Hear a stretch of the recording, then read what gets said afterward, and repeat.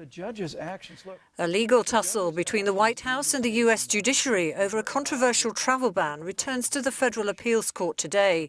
Further submissions are to be presented, with President Donald Trump demanding the ban be reinstated. Meanwhile, his vice president has been making the case for the administration. Clear statutory law. I mean, the American people know that the threats that we face are real, and they elected President Donald Trump for many reasons, but one of them was for us to rethink our immigration policies relative to ensuring that people who represent a threat to our families and communities don't come into this country.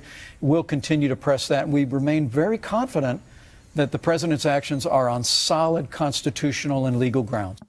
In a series of tweets that broadened his attack on the country's judiciary, President Trump said Americans should blame the judge who blocked his ban if anything happened.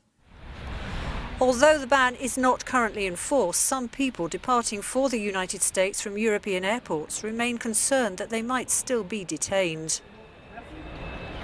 Even though we're not part of one of the countries, the fact that we're Muslim makes me very worried that they're going to question us when we land. We've been told that it's very possible that we will be detained. And I have a 16-month-old son, so I'm very worried for his future.